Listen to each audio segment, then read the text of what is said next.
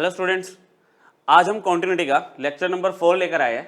अच्छा, lecture number 4 से पहले ऑब्वियसली हम लेक्चर 1, 2, 3 रेगुलर रूटीन पे आपको दे चुके हैं। अच्छा, लेक्चर नंबर 1 आपका कॉन्टिन्यूटी का बेसिक कॉन्सेप्ट कंटेन करता था, बहुत बार बता चुका मैं आपको ये। उसकी इंफॉर्मेशन आपके लिए बहुत जरूरी है फॉर बोर्ड एग्जाम। वो लेक्चर सिर्फ आपका सीबीएसई के लिए रिक्वायर्ड था। अच्छा, उसके बाद के जो लेक्चर है, लेक्चर नंबर 2, 3 और आज जो लास्ट लेक्चर, लेक्चर नंबर 4, ये सब कॉम्पिटिटिव लेवल के लिए है। अच्छा, lecture number 2 basically JEE Mains के लिए था और 3 और 4, 3 में हमने अलजेब्रा ऑफ कॉन्टिन्यूअस फंक्शन पढ़ा था, वो पर्टिकुलरली एडवांस पे फोकस करता है।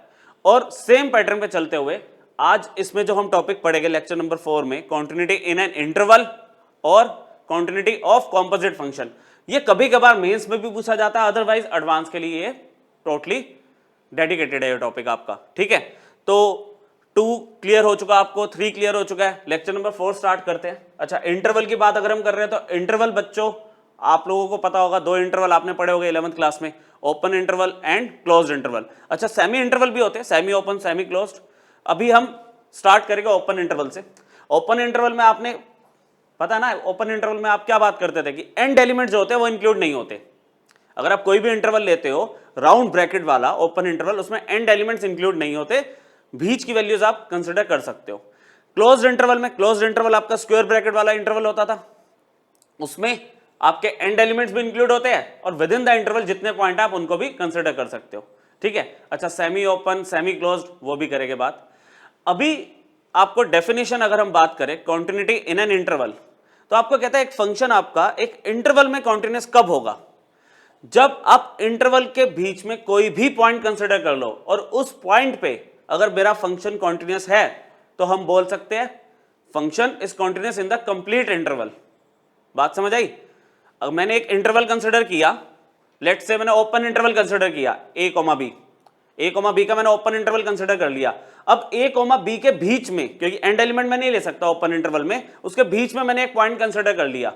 अगर उस पॉइंट पे मेरा फंक्शन कॉन्टिन्यूअस है तो दैट मींस मेरा फंक्शन पूरे ओपन इंटरवल पे कॉन्टिन्यूअस है। ठीक है, एग्जांपल लेता हूं मैं आपके लिए। जैसे मैंने क्या किया, यहां पे एक ग्राफ ले लिया एक फंक्शन का, ये a ले लिया, यहां पे b ले लिया, इसमें a और b मैंने इंक्लूड नहीं किए क्योंकि हम अभी ओपन इंटरवल की बात कर रहे हैं। ठीक है, ओपन इंटरवल में हम बीच में हमने एक पॉइंट c ले लिया। अच्छा, कोई भी पॉइंट, इसमें इनफाइनाइट नंबर ऑफ पॉइंट्स आप ले सकते हो। अगर मैं कॉन्टिन्यूटी बोल रहा हूं कि इस पूरे इंटरवल में फंक्शन कॉन्टिन्यूअस होना चाहिए, तो जितने भी पॉइंट है इस इंटरवल के बीच में, उन सब पॉइंट्स में मेरा फंक्शन कॉन्टिन्यूअस होना चाहिए। अच्छा, प्रैक्टिकली मैं सारे पॉइंट तो नहीं ले सकता, तो हम एक एग्जांपल लेके चेक कर रहे हैं कि हमने सी पॉइंट ले लिया ए और बी के बीच में।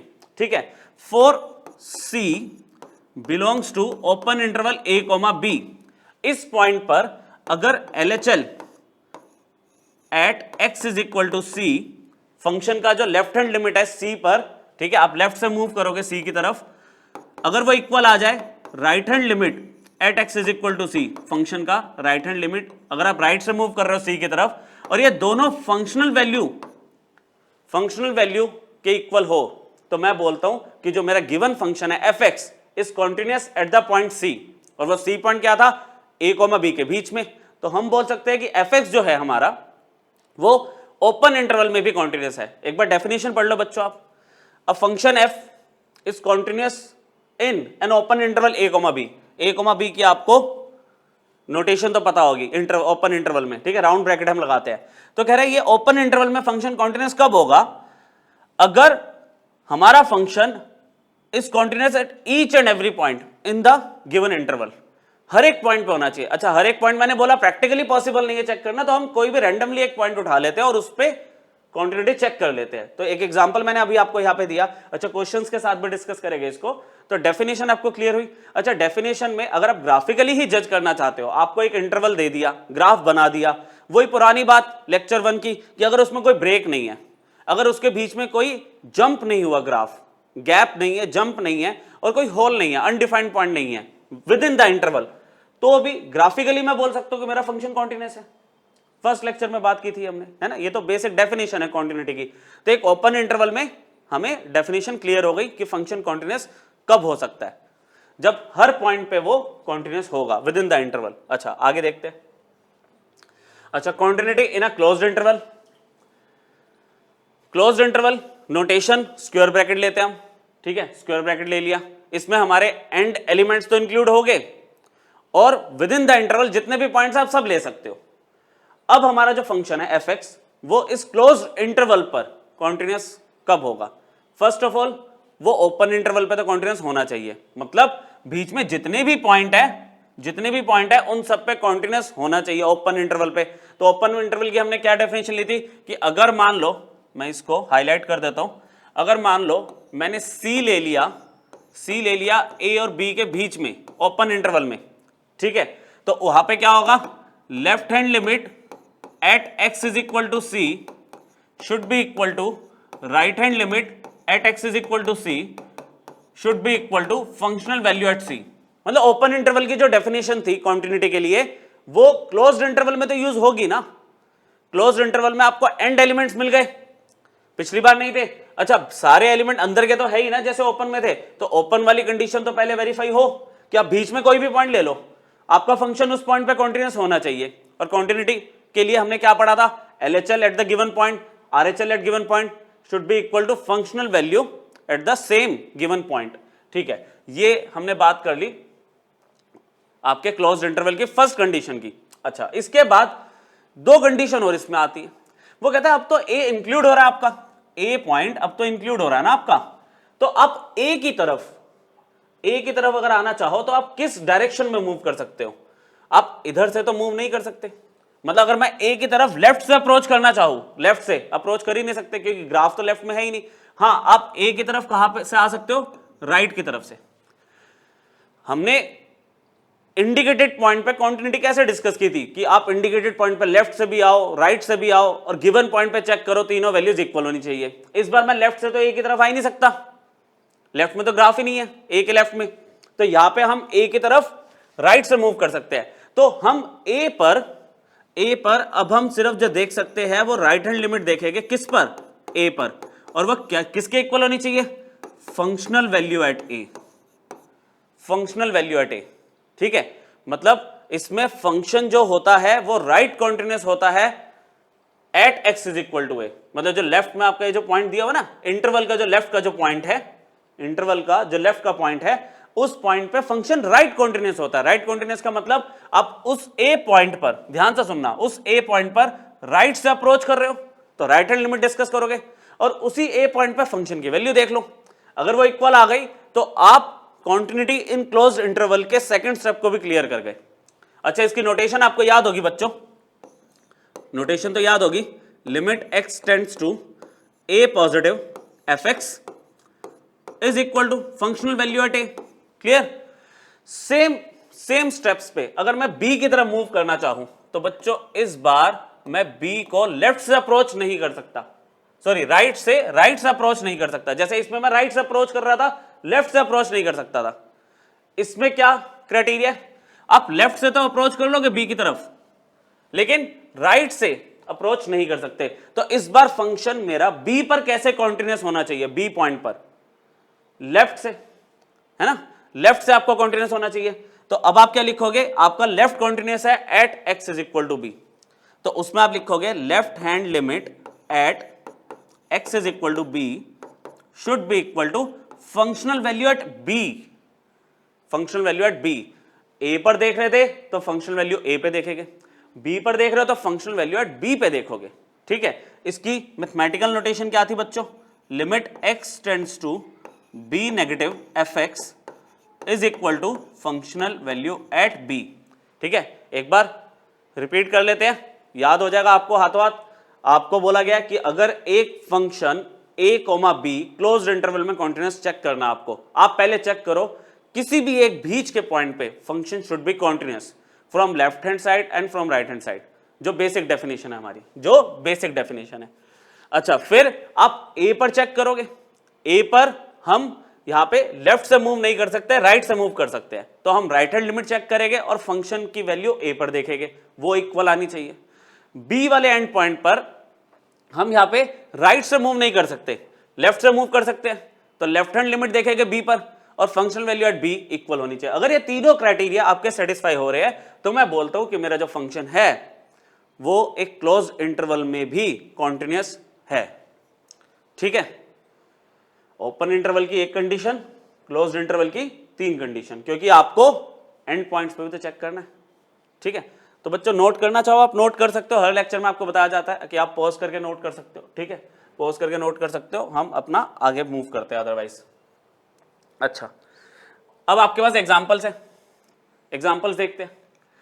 अब आपको एक गिवन फंक्शन है, आपको बोल रहा है कि आप चेक करो एग्जाम्पल में कि ये कॉन्टिन्यूस है, किस इंटरवल पे कॉन्टिन्यूस है, आपका क्लोज्ड इंटरवल पे कॉन्टिन्यूस है, ओपन इंटरवल पे कॉन्टिन्यूस है, या आपको एग्जामिन करना है। हमने क्या किया, फंक्शन को देख के हमें दिख रहा है कि ये तो फैक्टराइज हो सकता है। अगर मैं इसको रफली बात करूं, रफली अगर इसको सॉल्व करना चाहूं, यहां पर अंडर रूट मैंने माइनस कॉमन ले लिया इनिशियली, ये हो गया x square minus 3x plus 2। आप इसको देखते ही फैक्टराइज कर सकते हो। आपने इसको फैक्टराइज किया x माइनस 2 और x माइनस 1। ठीक है, अब आप 11th का जो रिलेशन फंक्शन आपने पढ़ा था उसमें फंक्शन में डोमेन की अगर मैं बात करूं, इसका डोमेन क्या होगा, आप देखो अंडर रूट है, अंडर रूट के अंदर नेगेटिव वैल्यू नहीं हो सकती, स्क्वायर रूट के अंदर नेगेटिव वैल्यू में एक्सेप्ट नहीं कर सकता, क्योंकि it will give you imaginary value. ठीक है, हमें यहां पे रियल वैल्यू पे फोकस करना है। तो अगर ये प्रोडक्ट किसी तरह से नेगेटिव आ जाए तो नेगेटिव नेगेटिव पॉजिटिव हो जाएगा और आपका काम बन जाएगा। तो यहां पे मैं यहां पे लिख रहा हूं फॉर डोमेन यहां पे ये जो प्रोडक्ट है इट शुड बी नेगेटिव और इट कैन बी जीरो। भाई जीरो तो हो ही सकता है ना, स्क्वायर रूट के अंदर फाइनाइट तो है ही ना जीरो, तो नेगेटिव नहीं हो सकता था। अच्छा, ऑलरेडी यहां पे नेगेटिव लगा हुआ है, ध्यान से देखो, ऑलरेडी यहां पे नेगेटिव लगा हुआ है, तो प्रोडक्ट नेगेटिव आएगा तभी तो ओवरऑल फंक्शन मेरा पॉजिटिव बनेगा।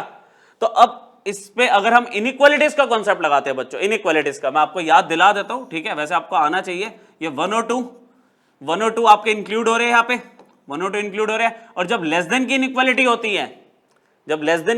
होती है, मैं आपको रिपीट कर देता हूं, मेरे जो डोमेन होता है वो विद इन द इंटरवल लिया जाता है। क्या लिया जाता है? With in the interval. तो इस केस में डोमेन आपका क्या आ रहा है, डोमेन आपका आ रहा है x की वैल्यू 1 और 2 के बीच में, क्लोज्ड इंटरवल में आपको डोमेन दिख रहा है इसका। ठीक है, 1 और 2 इंक्लूड हो सकते हैं क्योंकि यहां पे इक्वालिटी यूज की है, it can be zero also. और कभी लेस देन की इनइक्वालिटी होती है, लेस देन जीरो की इनइक्वालिटी, तो मेरा जो इंटरवल लेता हूं मैं वो विद इन द इंटरवल लेता हूं। अच्छा, अगर ग्रेटर देन की इनइक्वालिटी होती तो आउटसाइड द इंटरवल हम कंसिडर करते हैं x की वैल्यूज को। ठीक है, ये चीज भी आप याद रखना, 11th में आपने पढ़ी थी। तो डोमेन मेरे पास ये आ गया। तो अब जब यहां पे देखो क्लोज्ड इंटरवल की बात आ गई ना, तो हम यहां पे क्या बोलेंगे, fx इज, क्योंकि देखो इस 1 पर मेरे फंक्शन की वैल्यू 0 आ रही है, 2 पे मेरे पास फंक्शन की वैल्यू 0 आ रही है। अगर मैं लेफ्ट से अप्रोच करूंगा, मतलब इसको अगर प्रैक्टिकली पूरा सॉल्व करूं, लेफ्ट हैंड लिमिट निकालूं मैं 1 पर और आपका राइट हैंड लिमिट निकालूं, मतलब जो हम पूरा अभी जो डेफिनेशन नहीं पढ़ी थी हमने पूरी ओपन इंटरवल में, मतलब मैंने 1.5 पे चेक कर लिया। चलो पूरा एक बार रिकॉल कर लेते हैं। 1.5 पे चेक करा, 1.5 पर कैसे चेक करा, मैंने लेफ्ट हैंड लिमिट निकाली, राइट हैंड लिमिट निकाली और 1.5 पे फंक्शन की वैल्यू निकाली, सब इक्वल आएगा। ओपन इंटरवल पे तो ये कॉन्टिन्यूस हो गया। फिर 1 के लिए हम कैसे चेक करेंगे, 1 पे मैं राइट से चेक करता हूं, याद आ रहा है, लेफ्ट पे तो जगह ही नहीं है ना, लेफ्ट में तो ग्राफ है ही नहीं, हमारा डोमेन ही नहीं है लेफ्ट में, तो मैं 1 पर राइट से चेक करूंगा और 1 पे फंक्शनल वैल्यू चेक करूंगा। अच्छा, 1 पर ध्यान से देखो, 1 अगर मैं सब्स्टिट्यूट करता हूं फंक्शन में, वैल्यू 0 आएगी। अच्छा, अगर मैं लिमिट चेक करता हूं इसके राइट से 1 पर, वो भी 0 आएगा। ठीक है, टाइम नहीं लगा रहे क्योंकि कॉन्टिन्यूटी हम कर चुके हैं, सिर्फ लिमिट तो कैलकुलेट करनी है। अच्छा, इधर मैं लेफ्ट से अगर लिमिट कैलकुलेट करूं 2 पर या फिर फंक्शन के लिए 2 पे देखो, दोनों केसेस में 0 आ रहा है। तो दैट मींस ये 1.5 पे कॉन्टिन्यूस है फ्रॉम बोथ द साइड्स। अच्छा, 1 पे कॉन्टिन्यूस है फ्रॉम द राइट और 2 पे कॉन्टिन्यूस है फ्रॉम द लेफ्ट। तो ये मेरे पास क्लोज्ड इंटरवल 1,2 में कॉन्टिन्यूस है। अब पता चला आपको किस तरह से समझना है कि आपको इंटरवल कैसे डिसाइड करना है। आप फंक्शन जो गिवन है उसका डोमेन देख लो, फंक्शन डोमेन, जैसे मैंने आपको a to b दे दिया था, इस बार मैंने a to b खुद निकाला और देखा 1 और 2 भी इंक्लूड हो सकते हैं, नहीं हो सकते, एंड एलिमेंट्स इंक्लूड हो गए, तो मेरी सारी डिस्कशन किस पे आ गई, क्लोज्ड इंटरवल पे आ गई। अगर 1 और 2 इंक्लूड नहीं होते तो सारी डिस्कशन ओपन इंटरवल पे चली जाती। अब जब क्लोज्ड इंटरवल पे आई तो हमने वर्बली इसको सोचना शुरू किया कि भाई बीच में किसी पॉइंट पे क्या ये कॉन्टिन्यूस है, अच्छा 1 पर राइट से कॉन्टिन्यूस है, 2 पे लेफ्ट से कॉन्टिन्यूस है, अगर ये सब चीजें है तो given function is continuous in the closed interval. ठीक, क्लियर हो गया।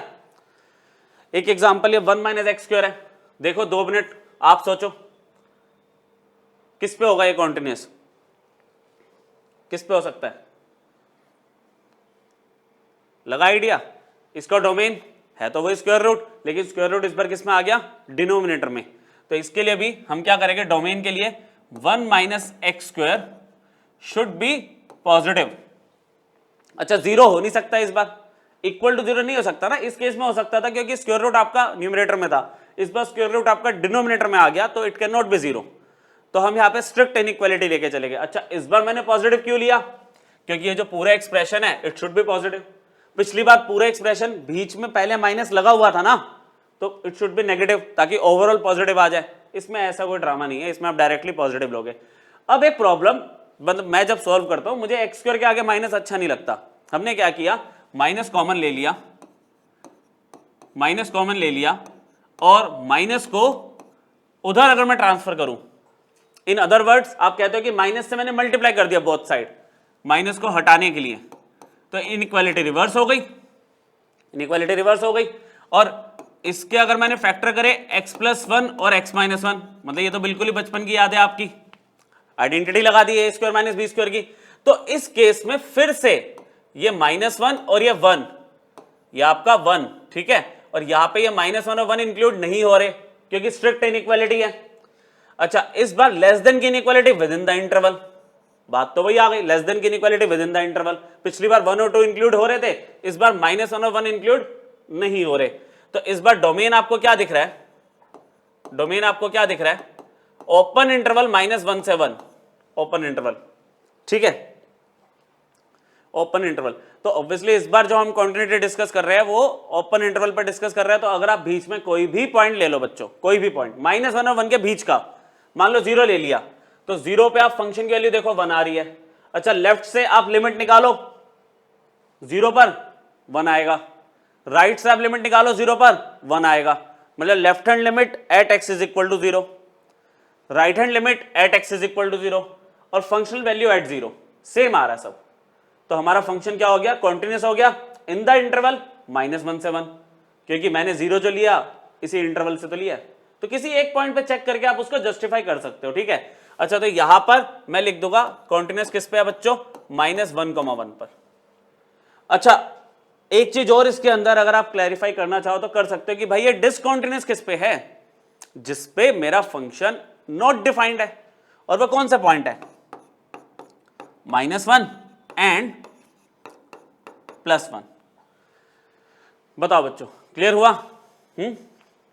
ओपन इंटरवल क्लोज्ड इंटरवल, पहले आपने डेफिनेशन देखी और फिर आपने किस तरह से उसे अप्लाई करना है वो भी हमने डिस्कस कर लिया, ठीक, आगे बढ़े। अच्छा अब हाफ ओपन इंटरवल, ये भी बेसिक है। अब half open interval, half open interval में आप क्या बात कर रहे हो, देखो दो पॉसिबिलिटीज हो सकती है, इसमें बी को हमने इंक्लूड कर लिया, ए हमारा इंक्लूड नहीं हो रहा, ए इंक्लूड नहीं हो रहा। अच्छा बी से अगर आप बात करोगे तो बी से आप मूव कैसे कर सकते हो, लेफ्ट से, राइट से आप नहीं जा सकते, है ना। तो इस बार जो मेरा फंक्शन कॉन्टिन्यूस होगा open interval A and closed interval B, तो कब होगा वो, जब वो x इक्वल टू बी पर, x इक्वल टू बी पर कॉन्टिन्यूस हो।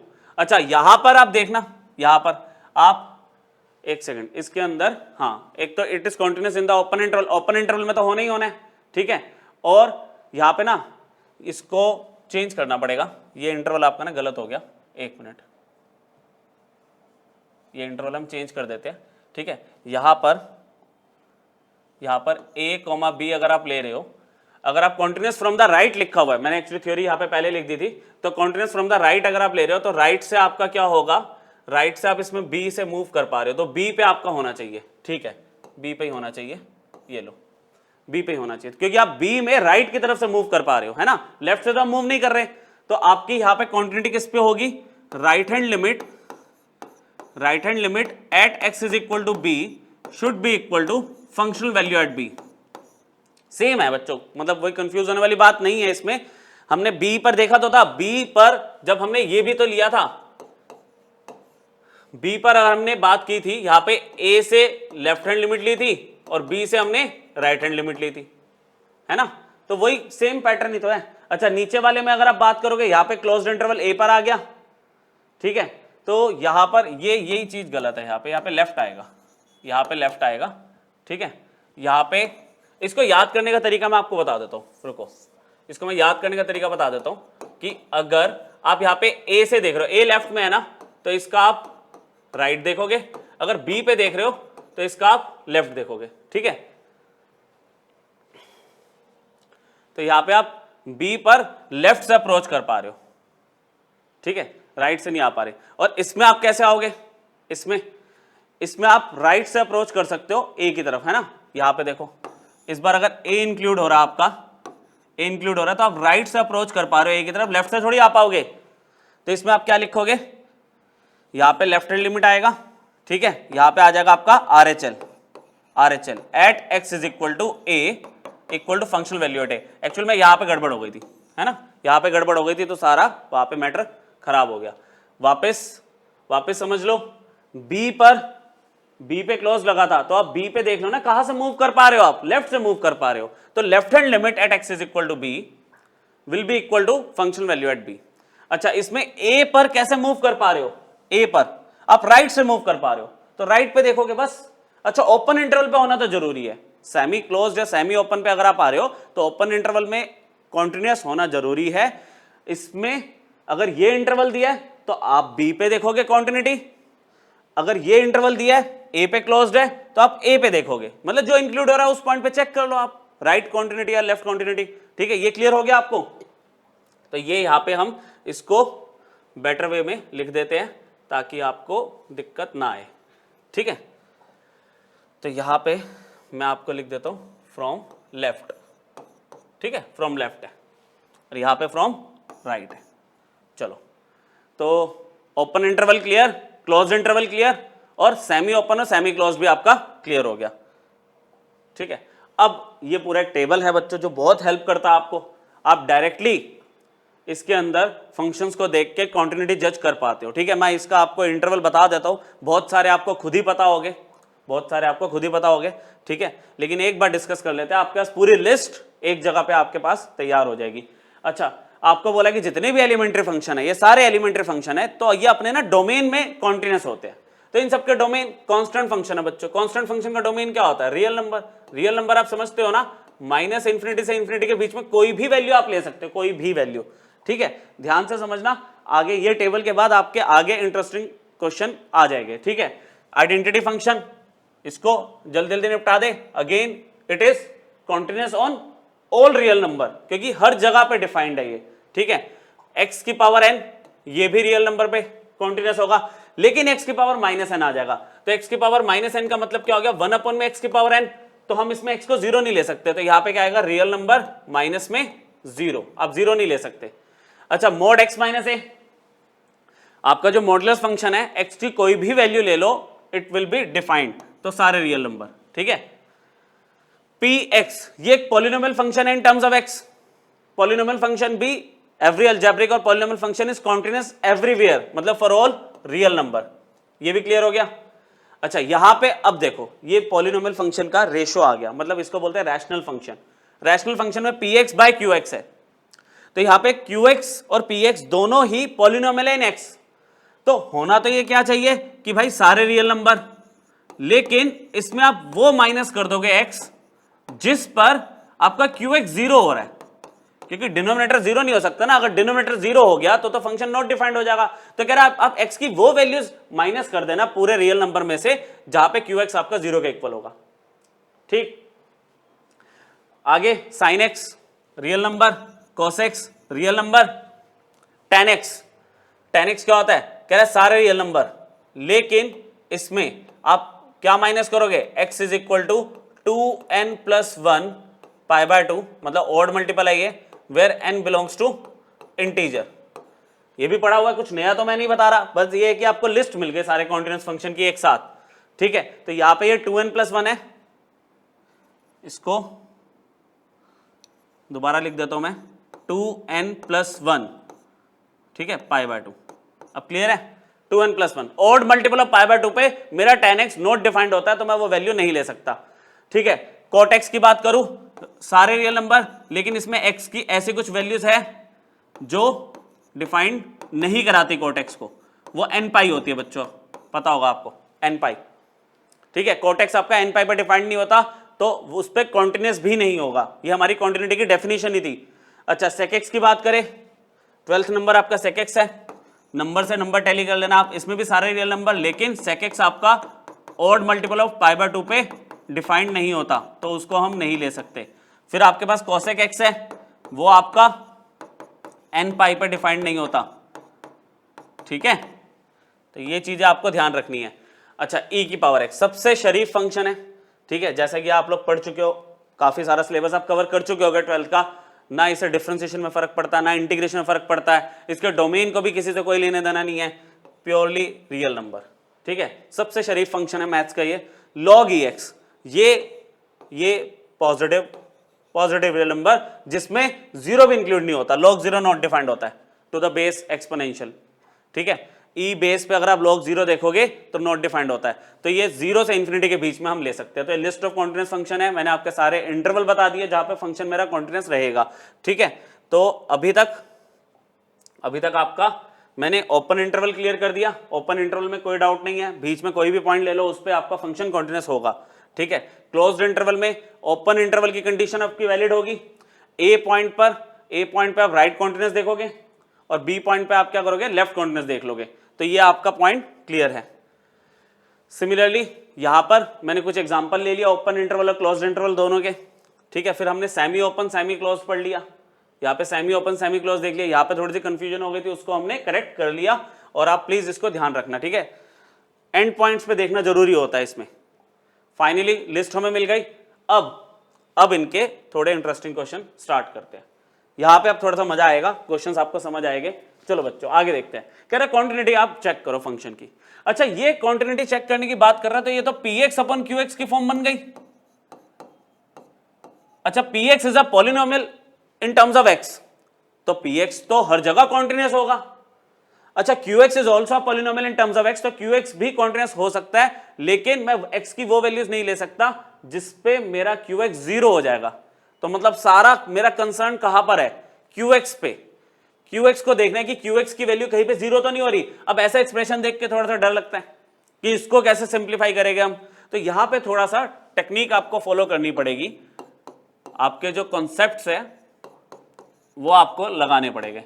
वो कॉन्सेप्ट्स क्या है कि 9th क्लास आप लोग पास हो, आइडेंटिटीज आपको बहुत अच्छे से आती है। आपने यहाँ पे एक्स स्क्वायर का स्क्वायर लिखा, देन आपने 4 को कंसिडर किया, 2 का स्क्वायर लिखा, फिर और स्क्वायर की वैल्यू क्या बन सकती है, देखो यहां पे एक्स स्क्वायर हो गया, 2 हो गया, है ना।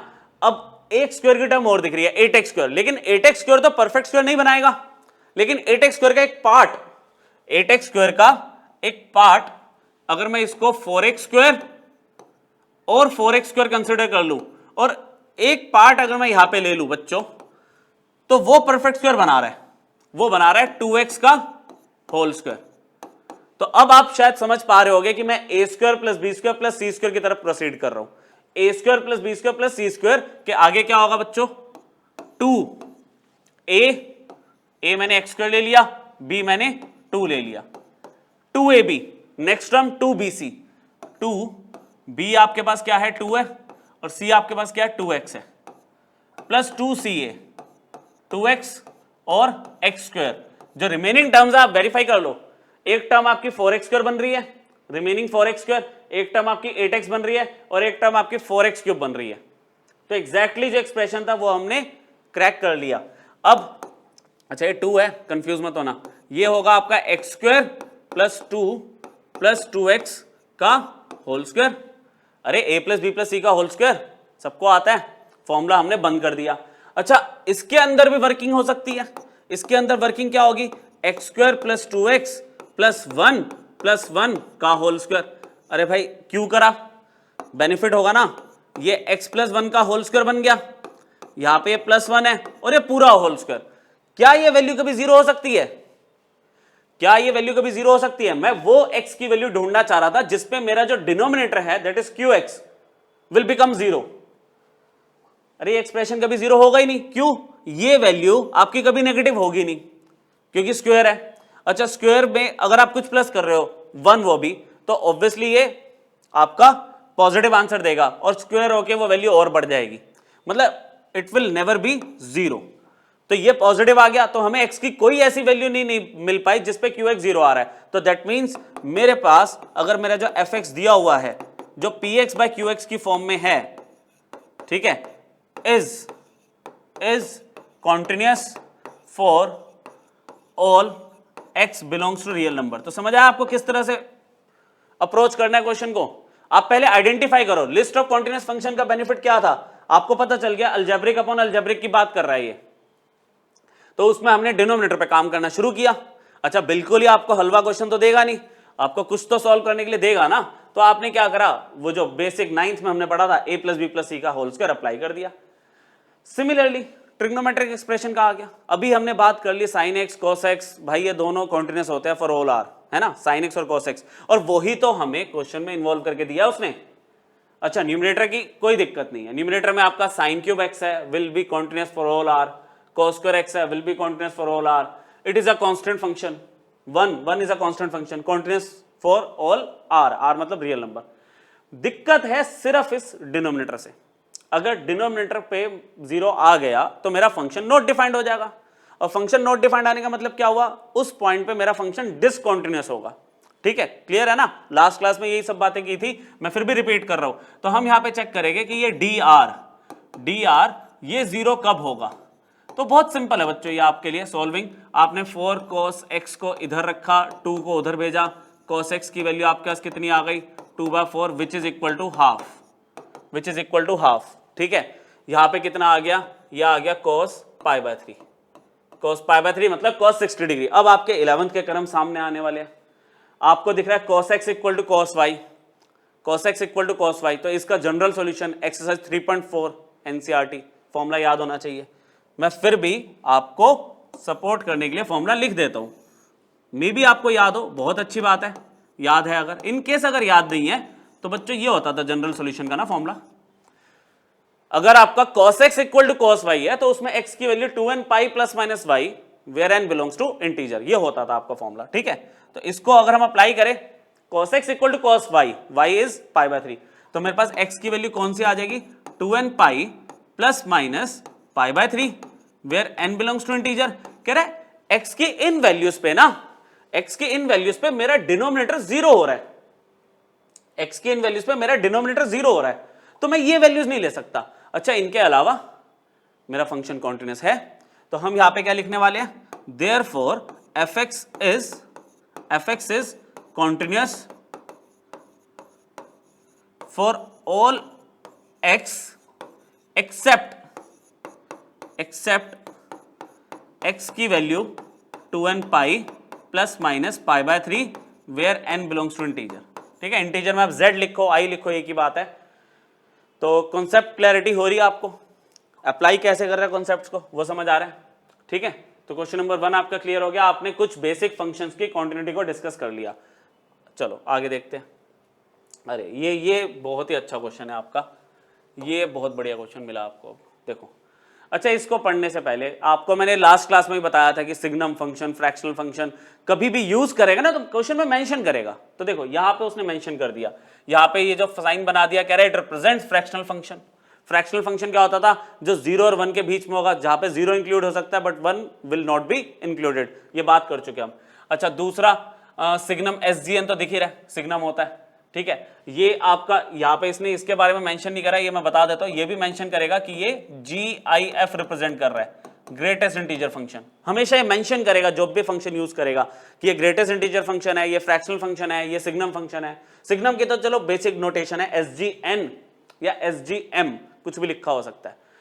इनकी कॉन्टिन्यूटी को अगर आपको डिस्कस करना बच्चों ऐसे, जहां पे डेफिनेशन ही चेंज हो रही है 1 पर, कह रहा है पहले 2 पॉइंट पकड़ लो, ये 2 पॉइंट रट लेना, समझ लो और फिर रट लेना। ठीक है, कॉन्टिन्यूटी ऑफ फंक्शंस लाइक, कह रहा है फ्रैक्शनल फंक्शन अगर fx का अगर मैं फ्रैक्शनल फंक्शन ले रहा हूं या fx का ग्रेटेस्ट इंटीजर फंक्शन ले रहा हूं, तो कह रहा है इन दोनों फंक्शंस की कॉन्टिन्यूटी कहां पे चेक करनी है, जहां पे मेरा fx एक इंटीजर बन जाए, i मतलब इंटीजर बन जाए।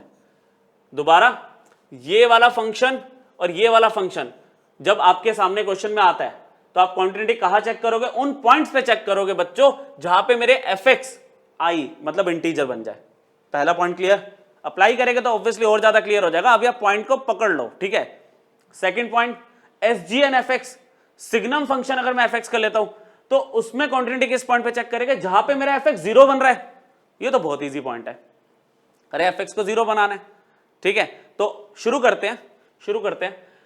fx मुझे दो फॉर्म में दिया हुआ है, एक में ग्रेटेस्ट इंटीजर फंक्शन दिया है, एक में फ्रैक्शनल फंक्शन के साथ सिग्नम फंक्शन प्रोडक्ट में दिया हुआ है। अच्छा, इंटरवल किस तरह से दिया हुआ है, आपको बोला है 0 से 1 के बीच में, फिर 1 से 2 के बीच में, तो मतलब मेरे पास ना एक इंटरवल प्रॉपर 0 से 2 तो दिख ही रहा है, जिसमें देखो कॉन्टिन्यूटी अगर मुझे चेक करनी है, अब देखना ये सॉल्यूशन लिखने की कोशिश कर रहा था मैं यहां पे। पहला पॉइंट, कॉन्टिन्यूटी आपकी कहां पे चेक होगी, continuity should be checked, first point में लिख के दे रहा हूं आपको, चेक्ड एट एंड पॉइंट्स। अच्छा, इसमें एंड पॉइंट्स कौन कौन से हो गए बच्चों, x की वैल्यू 0, 1 और 2, x की वैल्यू 0, 1 और 2। देखो ना, एंड पॉइंट 0 है, फिर 1 हो गया, एक ही हो गया, एंड पॉइंट पे तो कॉन्टिन्यूटी चेक मतलब करनी पड़ती है। अच्छा, इनको ना सस्पिशियस पॉइंट बोलते हैं। सस्पिशियस पॉइंट मतलब आपको चेक करना है कि इन पॉइंट्स पे फंक्शन कॉन्टिन्यूअस है या डिसकॉन्टिन्यूअस है, क्योंकि देखो मैं बात कर रहा हूं ना इंटरवल के अंदर आपको चेक करना है, तो कितने पॉइंट पे आप चेक कर सकते हो, पॉसिबल थोड़ी है, इनफाइनाइट नंबर ऑफ पॉइंट बनते हैं आपके लिए, है ना। अगर मैं 1 और 2 के बीच में बात करूं तो 1.1, 1.2, कितने भी पॉइंट आप ले सकते हो। तो हमें कॉन्टिन्यूटी किस पे चेक करनी है, उसके लिए दो पॉइंट मैंने आपको बताए थे लास्ट क्लास में, एक जहां पे मेरा फंक्शन डेफिनेशन चेंज कर ले और एक जहां पे मेरा फंक्शन अनडिफाइंड हो, ठीक है। ये हमें थोड़ा ध्यान रखना पड़ता है। अच्छा, ऐसे क्वेश्चन में जहां पे हमारे पास स्पेशल फंक्शन आ गए, उनमें ये दो पॉइंट हमें हेल्प करेंगे। उसके लिए सबसे पहले एक बेसिक फंडामेंटल तो लगा ही दो ना, कि जितने भी एंड पॉइंट आपको दिख रहे हैं उन पे एक तो चेक होगी, 0 टू एंड पॉइंट है मेरे, देखो ए और बी की तरह आ गए। अच्छा, 1 पे डेफिनेशन चेंज हो रही है तो 1 पे भी चेक होगा। तो ये दो सस्पिशियस पॉइंट है, इन पॉइंट्स पे मेरा फंक्शन कॉन्टिन्यूअस भी हो सकता है, डिसकॉन्टिन्यूअस भी हो सकता है। इस क्वेश्चन में वो मैटर नहीं करता, इसमें वो आपसे बस पूछ रहा है कि भाई कहां पे चेक करनी है, पॉइंट मुझे बताओ, चेक करने के लिए नहीं बोल रहा। चलो, एक पॉइंट ये हो गया। दूसरा इजी वाला पॉइंट मैं कंसीडर करता हूं, कह रहा सिग्नम वाला सबसे इजी है। कह रहा सिग्नम का जो अंदर का फंक्शन है ना, अगर वो 0 हो जाए तो वहां से जो पॉइंट मिलेंगे उस पर कॉन्टिन्यूटी जरूर चेक करेंगे। तो सिग्नम ये रहा, तो उसका सिग्नम बच्चों देखना, सिग्नम मेरे पास क्या है, x माइनस 5/4। सिग्नम फंक्शन पता होना चाहिए आपको, x माइनस 5/4 अगर 0 हो गया तो x की वैल्यू आपकी 5/4 आ गई। तो इस पे भी, ये भी मेरा SP है, SP मतलब सस्पिशियस पॉइंट, यहां पे मुझे क्वांटिटी चेक करने की जरूरत है, ठीक है। ये पॉइंट मेरा यूज हो भी गया। चलो, एक पॉइंट और मिल गया, और ये पॉइंट इस इंटरवल के बीच में आना चाहिए, 5/4 आ रहा है ना, 1.25।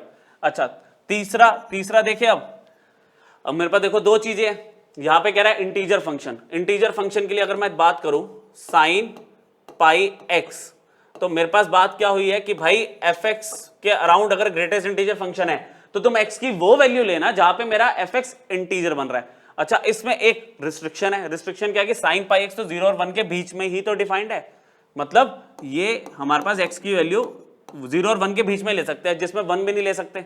तो इसके बीच में मैं x की कौन सी वैल्यू लूं, मैं x की कौन सी वैल्यू लूं जिसपे ये पूरा फंक्शन मेरा इंटीजर बन जाए। देखो लिखा था ना कि fx इंटीजर बन जाए, तो कह रहा है 0 पे, अच्छा तुम बोलोगे क्या 0 ले लो, सही कह रहे हो, x 0 लोगे तो साइन 0 0 हो जाएगा, ये इंटीजर है। लेकिन बच्चों 0 तो ले चुका हूं ना मैं, वो तो रिपीट हो रहा है, और कोई वैल्यू आगे की बात करो, x की वैल्यू हाफ ले लो, तो साइन क्या बन गया π/2, x की वैल्यू मैंने हाफ रखी π/2, कह रहा 1 आ गया, इट बिलोंग्स टू इंटीजर, बहुत बढ़िया। 1/2 भी ले लोगे आप, और 1/2 इसके बीच में तो आ रहा है, ये भी क्लियर हो गया। अब लास्ट इसी थर्ड पॉइंट के अंदर मुझे किसको चेक करना है, fractional function of x minus 2/3। अच्छा, x माइनस 2/3 का फ्रैक्शनल फंक्शन मुझे चेक करना है कि ये इंटीजर कब बनेगा। अच्छा, इसके अंदर रिस्ट्रिक्शन क्या है बच्चों, इसके अंदर रिस्ट्रिक्शन ये है कि भाई ये 1 और 2 के बीच में चेक कर सकते हो बस में, मेरा जो x आएगा 1 और 2 के बीच में हो सकता है। तो इसमें सुनना बच्चों ध्यान से कि x माइनस 2/3 इंटीजर किस पे बनेगा, x की कौन सी वैल्यू लूं मैं। देखो इंटीजर बनने का मतलब यहां पे किसी तरह से अपॉन में अगर 3 आता है, अपॉन में 3 आता है तो हाँ एलसीएम लेके कुछ वैल्यू माइनस होके आपका इंटीजर बन सकता है। तो एक जो हिट एंड ट्रायल अगर मैं बात करूं, x की वैल्यू अगर मैं 5/3 ले लूं, x की वैल्यू अगर मैं 5/3 ले लूं बच्चों, तो क्या होगा 5/3 minus 2/3 will give you 3/3 equal to 1 which belongs to integer.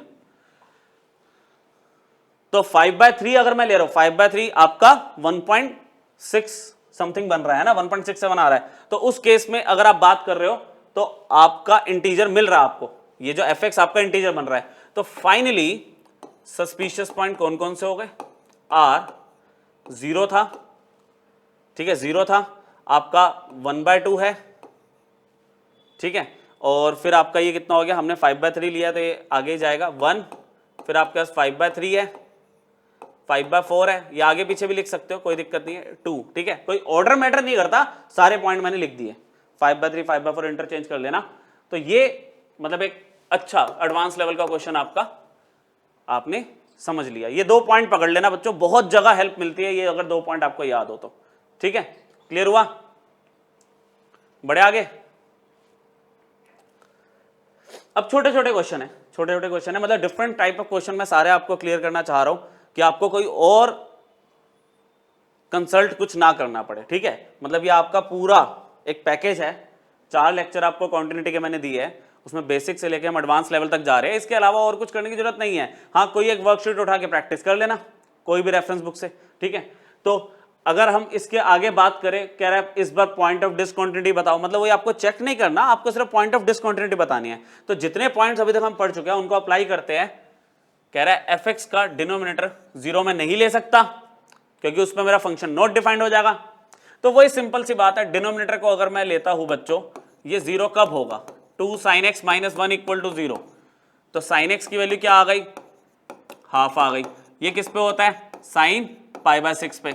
अच्छा फिर वही वाली बात आपको बोला है 11th पीछा नहीं छोड़ेगी। इसमें जनरल सॉल्यूशन का फॉर्मूला क्या था, x is equal to n pi plus minus 1 की power n y where n belongs to integer. अच्छा जो यूज हो रहा है ना प्रीवियस वाला वो मैं आपको बता ही रहा हूं, ठीक है, मैं आपको बता ही रहा हूं, पर अब ध्यान रखना कम से कम, अगर इनकेस अगर आपको इसमें डाउट था और क्लियर था तो बहुत ही अच्छी बात है। तो इसमें x की value n pi plus minus 1 की पावर n, y की जगह π/6 ले लोगे, मल्टीप्लीकेशन में ये n बिलोंग्स टू इंटीजर, तो हमारे पास जो फंक्शन होगा is discontinuous at x is equal to n pi plus minus 1 की power n π/6 where n belongs to integer. सिर्फ इन पॉइंट्स पर डिसकंटिन्यूअस होगा, अदरवाइज वो कॉन्टिन्यूअस होगा। क्लियर है, ठीक है। नेक्स्ट बी पार्ट एक बार ट्राई करोगे, बी पार्ट देखो एक बार ट्राई करके,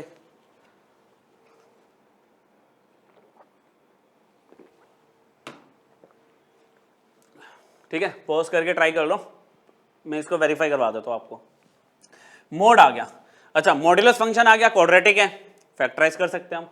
उसके लिए क्या कर रहा हूं मैंने, इसके ऊपर मोड पूरे के ऊपर कंसिडर कर सकता हूं, क्योंकि देखो ना स्क्वायर लगा हुआ है एक्स के ऊपर, तो मोड एक्स का square is equal to X square, ये कभी नेगेटिव होगा ही नहीं, तो मैं एक्स स्क्वायर लूं या मोड एक्स का स्क्वायर लूं, मतलब सेम थिंग है, कोई दिक्कत नहीं है उसमें।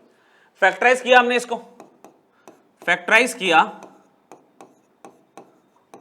हमने इसको फैक्टराइज किया, मतलब ये वैसे करके दिखाना नहीं चाहिए पर बहुत बेसिक सा स्टेप है, मैंने कर दिया फिर भी एक बार ना, यहाँ पे मोड एक्स -2 और मोड एक्स -1, आपके 2 फैक्टर बन गए। अच्छा ये डिनोमिनेटर है, डिनोमिनेटर में इनको अगर मैं 0 के इक्वल रख दूं तो मुझे पॉइंट ऑफ डिसकंटिन्यूटी मिल जाएगी। तो एक बार आ गया मोड एक्स -2 इक्वल टू 0 है ना, और एक बार आ गया मोड एक्स -1 इक्वल टू 0, एक बार मोड एक्स इक्वल टू 2 आ गया बच्चों, और एक बार एक्स की वैल्यू आ गई प्लस माइनस में 2, यहाँ पे एक्स की वैल्यू आ गई प्लस माइनस में 1, ठीक है। तो मेरे पास एफ एक्स सब जगह कॉन्टिन्यूस होगा, सब जगह, पर इन 4 वैल्यूज पे कॉन्टिन्यूस नहीं होगा, क्योंकि इन 4 वैल्यूज की वजह से क्या होगा, मेरा डिनोमिनेटर अनडिफाइंड, मतलब डिनोमिनेटर 0 हो जाएगा और फंक्शन अनडिफाइंड हो जाएगा, है ना। तो हम वो पॉइंट नहीं ले सकते जहां पे मेरा फंक्शन अनडिफाइंड हो। तो fx is discontinuous at x की वैल्यू ±1 और ±2। इन पॉइंट्स पे मैं फंक्शन की वैल्यू अनडिफाइंड देख पा रहा हूं, तो मेरा फंक्शन डिसकॉन्टिन्यूअस होगा। चलो एक और पार्ट कर लेते हैं इसका, है ना, एक्सपोनेंशियल फंक्शन का है। ये आप पॉज करके एक बार ट्राई कर सकते हो। इसमें कंडीशन तो वही लगेगी, कंडीशन वही है कि डिनोमिनेटर आपका 0 नहीं होना चाहिए। अच्छा, ये 0 कब होगा? अब इसमें अगर ये 1 माइनस ई की पावर x माइनस 1 अपॉन में x माइनस 2, ये आपका 0 है, ये आपका 0 है, ये x माइनस 2 लिखा है, ठीक है बच्चों। तो e की पावर x माइनस 1 अपॉन में x minus 2 will be equal to 1। अच्छा, ये 1 बनाने के लिए ये हमने बहुत ही बेसिक लेवल पे सीख लिया था, e रेज़ टू पावर 0 से कंपेयर कर सकता हूं। अच्छा, तो x माइनस 1 अपॉन में x माइनस 2 इक्वल टू 0। अब देखो, इसको अभी हम डील करते हैं। x माइनस 2 हमारा 0 हो ही नहीं सकता, क्योंकि उससे क्या होगा, यहां पे नॉट डिफाइंड आ जाएगा। और दूसरा x माइनस 1 भी 0 नहीं हो सकता, तो यहां पे x माइनस 1 इक्वल टू 0 है, तो x की वैल्यू 1 आ रही है, ठीक है, x की वैल्यू 1 आ गई। और दूसरा, बट ये तो पहले ही लिख के रख लो चाहे तुम अपने पास, कि x माइनस 2 0 नहीं हो सकता, मतलब x minus 2 can not be equal to 0 अगर फंक्शन को डिफाइन करना है, ठीक है। तो x can not be equal to 2। और सिमिलरली यहां पे जो x की वैल्यू 1 आई है, x can not be equal to 1, ठीक है। मैं अब दूसरे मतलब अप्रोच से आपको बता रहा हूं कि x की वैल्यू 1 नहीं ले सकता, x की वैल्यू 2 नहीं ले सकता, उस पे दोनों केसेस में मेरा फंक्शन नॉट डिफाइंड आ जाएगा।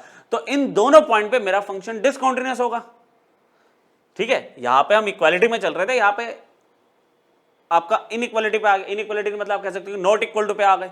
बात तो एक ही है, इसमें लिखना तो आप समझ ही जाओगे कि आप लिखोगे fx इज डिसकंटीन्यूअस, ठीक है बच्चों। सिर्फ लिखने का तरीका अलग है, बात एक ही है कि fx is discontinuous at x is equal to 1 and x is equal to 2। और ऑब्वियसली ना बच्चों, जिस पॉइंट पे डिसकंटीन्यूअस है वो पॉइंट आप ले थोड़ी सकते हो फंक्शन को डिफाइन करने के लिए। तो यहां पे हम नॉट इक्वल टू करके भी शो कर सकते थे, ठीक है, समझ आया।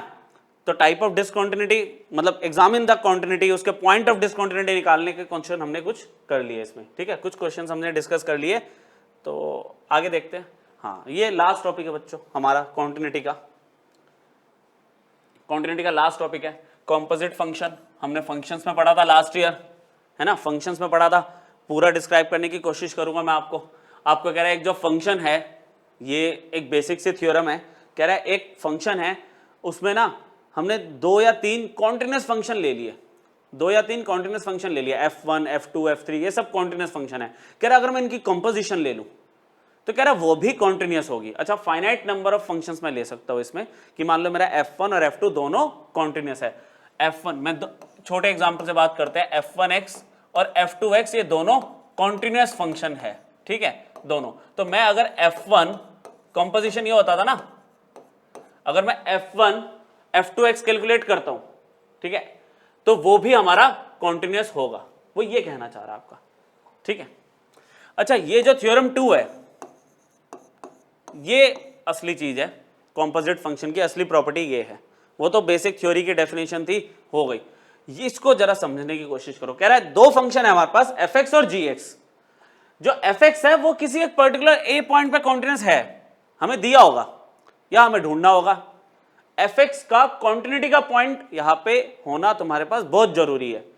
तो कह रहे जो gx होगा ना, वो कॉन्टिन्यूअस होगा x equal to function at a पे। मतलब ये जो a पॉइंट आपको मिल गया ना, a पॉइंट आपने उठा के फंक्शन में रखा, तो कह रहा है ये जो वैल्यू मिलेगी, वो वैल्यू जो आएगी gx उस पॉइंट पे कॉन्टिन्यूअस होगा। समझे? fx क्या कह रहे हैं, fx किस पे कॉन्टिन्यूअस था, a पे। अच्छा, gx किस पे कॉन्टिन्यूअस होगा, फंक्शन एट a पे। अगर ये 2 चीजें वेरीफाई हो गई बच्चों, तो तुम्हारा कंपोजिशन किसका, गोफ ऑफ x। कह रहा है a पे कॉन्टिन्यूअस होगा भाई, a पे कॉन्टिन्यूअस होगा।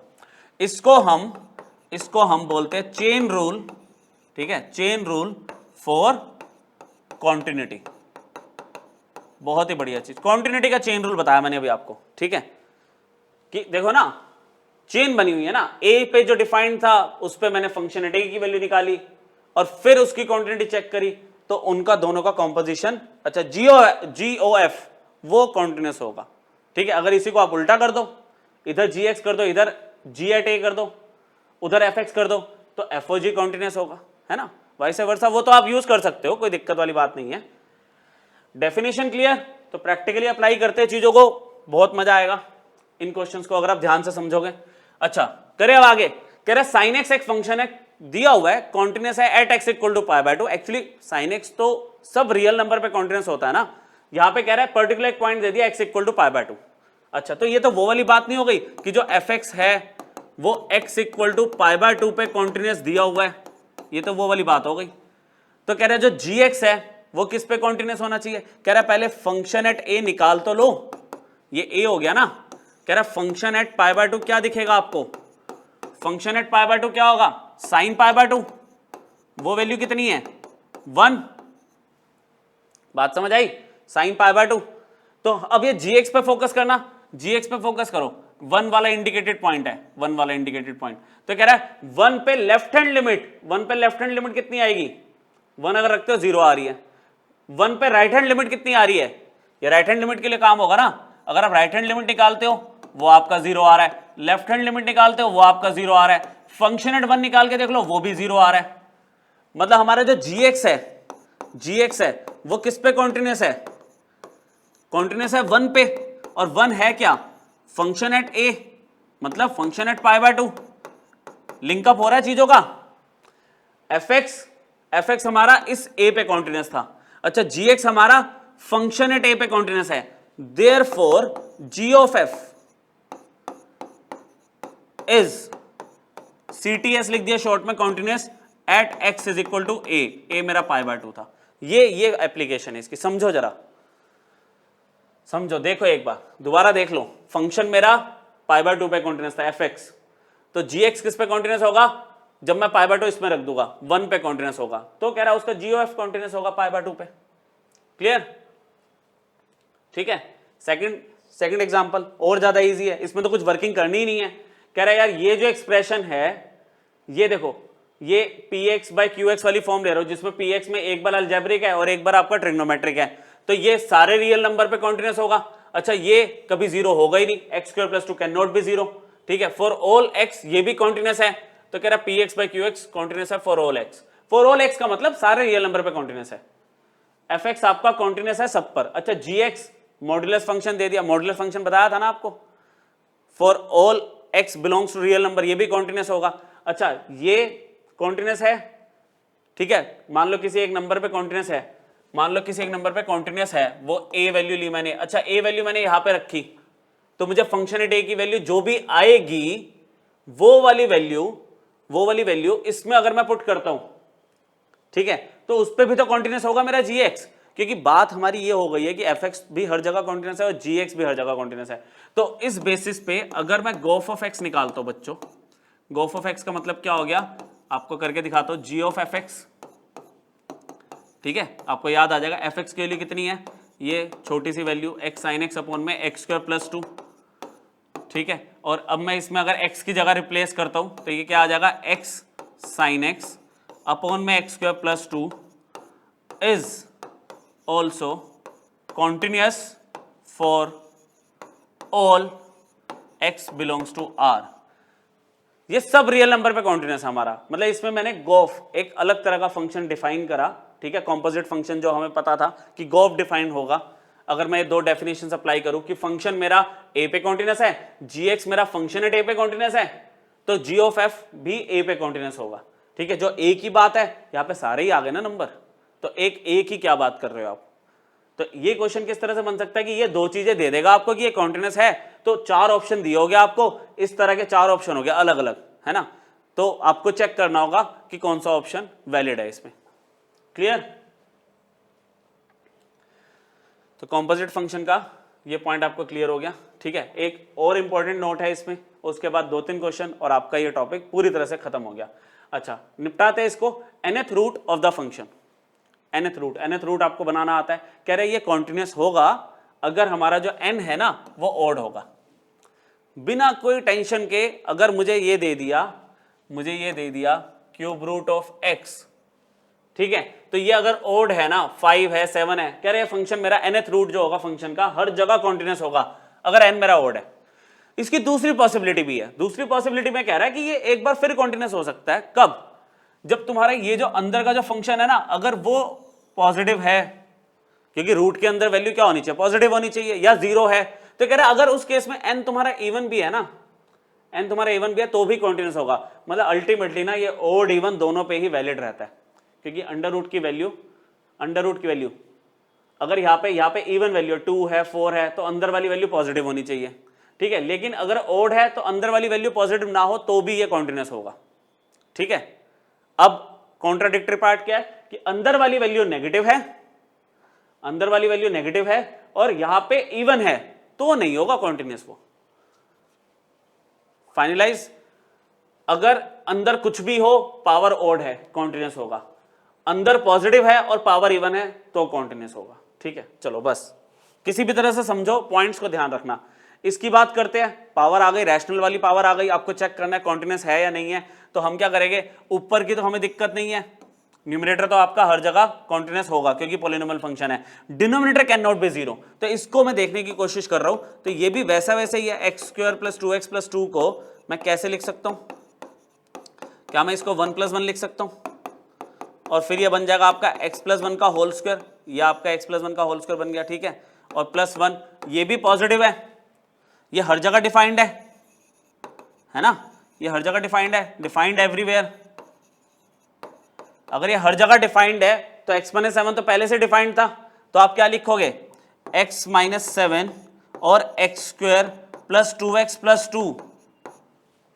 अच्छा, इसका स्क्वायर भी अगर मैं ऐसे ले लूं तो कह रहा है ये हर जगह कॉन्टिन्यूस होगा, हर जगह कॉन्टिन्यूस होगा।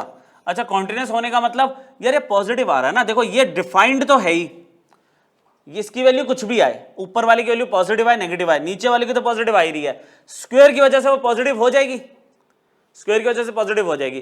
तो अब तो कहता है कि भाई पावर ओड हो इवन हो। देखो ना, इसको gx मैंने यहां पे क्या ले लिया, gx मुझे क्या दिख रहा है, x-7 अपॉन में x² प्लस 2x प्लस 2 उसका स्क्वायर, और फिर पावर 1/3, पावर ओड है, अंदर कुछ भी हो, जबकि मुझे तो पॉजिटिव मिल गया। इस केस में तो अगर पावर मेरी इवन भी होती, अंदर पॉजिटिव है, पावर इवन है तो भी कॉन्टिन्यूस है। अच्छा, अंदर वाली वैल्यू कुछ भी हो और अगर पावर ओड है तो कॉन्टिन्यूस है। आप क्या लिखोगे, CTS everywhere for all x, ठीक है, फॉर ऑल x आप लिख सकते हो इसमें। समझ आया? तो ये भी एक nth रूल आपको मतलब बहुत रेयरली मिलेगा आपको ये नोट्स में, आपको मैंने बता दिया। तो हर तरह के फंक्शंस की क्वांटिटी चेक करने के बारे में अभी हम बात कर रहे हैं, ठीक है। तो लास्ट जो कॉम्पोजिट फंक्शन हमने पढ़ा है, उसके कुछ क्वेश्चन देख लेते हैं। तो बहुत इंपॉर्टेंट क्वेश्चन है बच्चों, आपको ऑलमोस्ट हर रेफरेंस बुक में मिलेगा, ये हर रेफरेंस बुक में बहुत इंपॉर्टेंट क्वेश्चन है। कह रहा है find all points of discontinuity, और इस तरह के क्वेश्चन आपके प्रीवियस ईयर जब आप उठाओगे मेंस के, बहुत बार आ चुका है, कहीं ना कहीं घूम फिर के इसी कॉन्सेप्ट को वो यूज करवाता है बार बार। आपको y एक फंक्शन दिया in terms of u, where u दे दिया इन टर्म्स ऑफ x, तो यहां पे u दिया हुआ है function in terms of x which is equal to 1/x-1। Question में कह रहा है डिसकंटिन्यूटी के पॉइंट बताओ, तो डिसकंटिन्यूटी के पॉइंट बताने का मतलब तुम वो ढूंढो जहां पे फंक्शन मेरा डिफाइंड नहीं है। तो यहां पे ये जो u की वैल्यू है which is a function in terms of x, ये अनडिफाइंड कहां पे है, इज अनडिफाइंड एट 1, तो ये डिसकंटिन्यूअस कहां पे होगा, at x is equal to 1। मुझे एक पॉइंट डिसकंटिन्यूटी का मिल भी गया, क्योंकि x इक्वल टू 1 अगर मैं लेता हूं तो मेरा ये u डिफाइंड नहीं है। जब u डिफाइंड नहीं है तो भाई y कहां से होगा डिफाइंड, और जब y डिफाइंड नहीं है तो वो कॉन्टिन्यूअस भी नहीं है। चलो, अब y equal to G U की बात अगर मैं करूं, देखो बच्चों ध्यान से, y is equal to G U की बात करूं, मतलब function in terms of u, इसको देखते हैं। ये आपका u² प्लस u माइनस 2 है। अच्छा, ये भी फैक्टराइज हो सकता है, मतलब बहुत बेसिक सी बात कर रहा हूं, डायरेक्टली फैक्टर लिख दो u प्लस 2 और u माइनस 1। अच्छा, इसमें y डिफाइंड कब नहीं होगा, जब ये 0 होगा, ठीक है। डिनोमिनेटर को अगर मैं इस प्रोडक्ट को 0 के इक्वल लेता हूं बच्चों, तो u की वैल्यू आपकी 1 आ रही है और -2 आ रही है। तो मतलब अगर u की ये दो वैल्यूज आ रही है तो भी मेरा फंक्शन डिफाइंड नहीं है, पर मेरे को तो पॉइंट जब बताना होता है तो x का बताना होता है ना, तो x की वैल्यू तो मुझे एक पता चल गई, इसमें u पे तो मैं आंसर थोड़ी छोड़ सकता हूं, तो u से मुझे x की वैल्यू निकालनी पड़ेगी। तो कहते हैं कि u की वैल्यू बेटा अगर 1 होगी आपके पास, u की वैल्यू अगर आपके पास 1 होगी तो उस केस में आपका x क्या होगा। अच्छा u था क्या, u क्वेश्चन में दिया तो हुआ 1 अपॉन में x माइनस 1, तो कह रहा है ले लो u की वैल्यू को 1 इक्वल टू x माइनस 1, तो देयरफॉर x माइनस 1 की वैल्यू कितनी आ गई 1, तो x की वैल्यू एक और आपको मिल गई 2। अगर मैं u की वैल्यू 1 लेता हूं तो ये फंक्शन नॉट डिफाइंड है, फंक्शन डिसकंटीन्यूअस है। u की वैल्यू 1 पे x की वैल्यू 2 आ रही है तो x की वैल्यू 2 पे भी फंक्शन मेरा डिसकंटीन्यूअस होगा। अच्छा u की दूसरी वैल्यू कितनी है -2, मतलब बहुत इजी तो है, कुछ है थोड़ी इसमें। u की वैल्यू -2 तो मैं यहाँ पे u is equal to 1 upon x minus 1 को जानता हूं, हमने यहाँ पे u की वैल्यू को प्लेस करा -2 1 अपॉन में x माइनस 1, तो x माइनस 1 कितना आ गया बच्चों आपके पास, x माइनस 1 आपके पास -12 आ गया। ठीक है, क्लियर है ना, रेसिप्रोकल हमने कर दिया।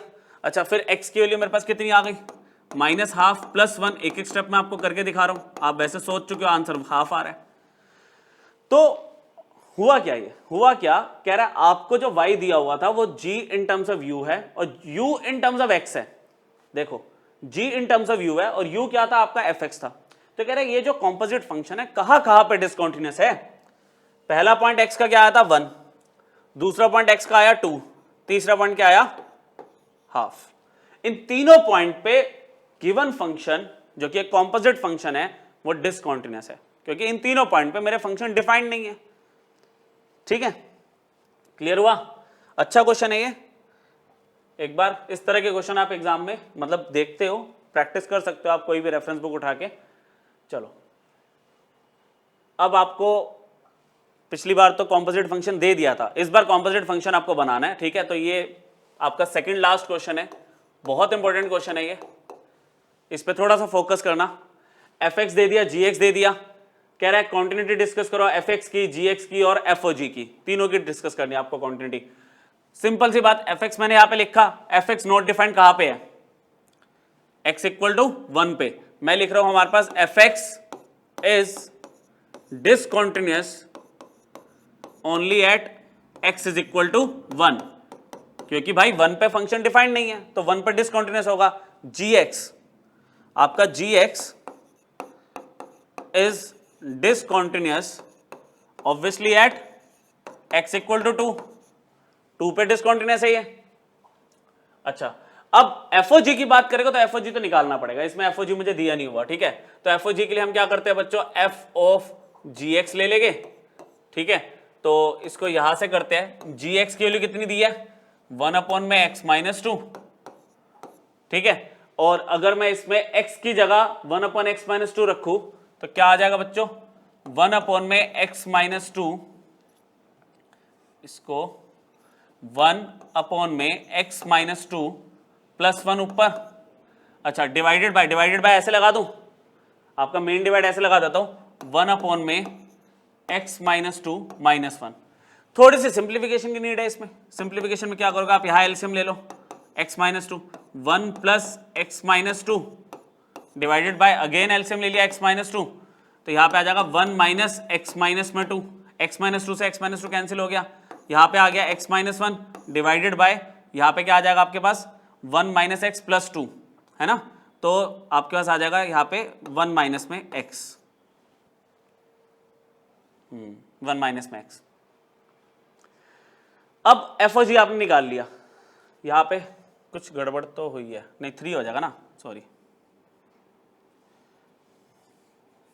यहां पे हमारे पास आ गया x माइनस 1 ऊपर आ गया, डिनोमिनेटर में आ गया 1 माइनस एक्स प्लस 2, तो ये x माइनस 1 अपॉन में कितना आ जाएगा मेरे पास 3 माइनस एक्स आ जाएगा, सॉरी। ठीक है, तो विद करेक्शन आपके पास fog आ गया, या आपका fog आ गया, FOGX।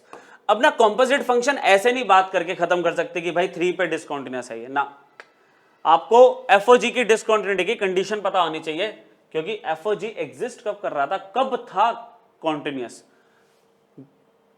एक तो जो GX है, GX इसके अंदर सब्स्टिट्यूट किया जा रहा है, तो ये आपका डिसकंटीन्यूअस कब होगा, GX के डिसकंटीन्यूटी के पॉइंट पे, तो वो पॉइंट क्या है आपके पास देखो ये पॉइंट याद रखना है ना, ये दो पॉइंट आपको पकड़ने हैं। ये आए कहां से पॉइंट, वो जो थ्योरम 2 लिखी थी वहां से निकाले। आपको जो जीएक्स का डिसकंटिन्यूटी का पॉइंट था, वहां पे एक तो एफ ओ जी डिसकंटिन्यूअस हो सकता है, दूसरा कह रहा है जो जीएक्स की वैल्यू, जीएक्स फंक्शन की वैल्यू, जो पॉइंट ऑफ डिसकंटिन्यूटी आया ना एफएक्स का पॉइंट ऑफ डिसकंटिन्यूटी 1 आया, तो जीएक्स की वैल्यू अगर मैं इसके इक्वल लेता हूं तो यहां से जो एक्स की वैल्यू आएगी उस पे भी मेरा कॉम्पोजिट फंक्शन डिसकंटिन्यूअस हो सकता है। देखो बच्चों, जो मैंने थ्योरम 2 बताई, उसके बाद ये जो मैं दो कंडीशन बता रहा हूं कॉम्पोजिट फंक्शन में, इससे ऊपर कुछ है ही नहीं। ठीक है, ये दो चीजें ध्यान रखना। जीएक्स की वैल्यू आपके पास 1/x-2 है equal to 1, therefore x-2 is equal to 1, तो x की वैल्यू कितनी आ गई, 3 आ गई। तो आप कहां पे एफ और जी को आप कहां चेक करोगे, एक तो 2 पे चेक करोगे, एक 3 पे चेक करोगे। ठीक है, तो अभी ये खत्म नहीं हुआ, आगे देखते हैं क्वेश्चन इसका। तो हम यहां पे चेक कर रहे हैं 2 पर और 3 पर। अच्छा, एफओजी क्या था भाई, एफओजी ना देखो यहां से एफओजी एक तो ये ले लेंगे x-1/3 - x, और एक आप यहां से भी बना सकते हो। ठीक है, दो जगह आपको जरूरत पड़ेगी। एक आपके पास आएगा 1/x-2 + 1 डिवाइडेड बाय 1/x-2 - 1, जिसको मैंने सॉल्व करके लिख दिया था x-1/3 - x, ये लिख दिया। ठीक है, कह रहा है पहले 2 पे चेक करना। अगर मैं 2 पे चेक करता हूं इनिशियली यहां पे, तो यहां पे 2 पे अगर चेक करता हूं, हर जगह फंक्शन डिफाइंड होना चाहिए ना, सिंप्लीफिकेशन के बाद तो है ही। इनिशियली यहां पे अगर मैं रखता हूं तो यहां पे 2 रखोगे तो क्या आ रहा है, अनडिफाइंड आ रहा है। मेरे पास 2 पर एफ ओ जी की वैल्यू अनडिफाइंड आ रही है। अच्छा, अब मैं इस पर लिमिट निकाल के देखता हूं, क्योंकि टाइप ऑफ डिसकंटिन्यूटी उसने क्वेश्चन में क्या बोला, डिस्कस द कॉन्टिन्यूटी। इस बार ये नहीं बोला कि पॉइंट ऑफ डिसकंटिन्यूटी ढूंढ दो और बात खत्म करो, इस बार कॉन्टिन्यूटी पूरी डिस्कस करनी है। मतलब पिछला लेक्चर और आज वाला लेक्चर कंबाइन हो गया, लास्ट क्वेश्चन है ये। ठीक है, ऑलमोस्ट लास्ट क्वेश्चन है। तो अब मुझे इस पे कॉन्टिन्यूटी चेक करनी पड़ेगी, तो मैंने एफ ओ जी की 2 पे वैल्यू चेक करी, अनडिफाइंड आई, उस पर लिमिट निकालो। लिमिट मेरे पास क्या है बच्चों, x-1/3 - x, सिंपल वाला फंक्शन ले लेते हैं। सिंप्लीफाइड वाले फंक्शन पे हम लिमिट पुट करते हैं ना, यहां पे अगर मैं रखता हूं 2, तो 2 - 1/3 - 2, तो 1/1 आ गया। ये तो एग्जिस्ट कर रहा है, लेकिन फंक्शन की वैल्यू और लिमिट इक्वल नहीं आ रही, तो ये है तो डिसकंटिन्यूअस ही, लेकिन कौन से टाइप की डिसकंटिन्यूटी है ये, लेक्चर नंबर 2, कौन सा टाइप की डिसकंटिन्यूटी है। हमें लिमिट एग्जिस्ट करती हुई दिख रही है, लेकिन फंक्शन की वैल्यू डिफाइंड नहीं है। तो बच्चों ये तुम्हारी रिमूवेबल टाइप की जो हमने डिसकंटिन्यूटी पढ़ी थी, उसमें मिसिंग पॉइंट वाली डिसकंटिन्यूटी है। ठीक है, तो ये देखो यहां पे चीजें आपकी सारी कनेक्ट हो रही है, यहां पे चीजें कनेक्ट हो रही है।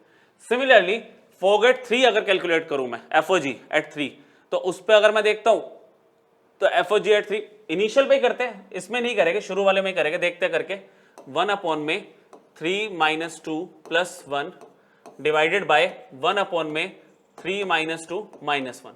तो यहां पे तो आ गया 1 + 1 और नीचे आ गया 1 - 1, मतलब ये फिर से अनडिफाइंड है। 3 पे भी अनडिफाइंड आ रहा है। एक्चुअली जब फंक्शन के लिए निकालने होते हैं तो सिंप्लीफाइड पे मत रखा करो, लिमिट कैलकुलेट करने के लिए सिंप्लीफाइड फॉर्म उठाया करो। फंक्शन की वैल्यू निकालनी है अगर किसी पॉइंट पे, तो इनिशियली रख के चेक किया करो। अच्छा, लिमिट कैलकुलेट करें, लिमिट x टेंड्स टू 3, तो सिंप्लीफाइड वाली फॉर्म उठाई मैंने, x - 1/3 - x, क्या आ रहा है इसमें, ये 3 - x है। ठीक है, कंफ्यूज मत होना, ये आपका 3 - x है।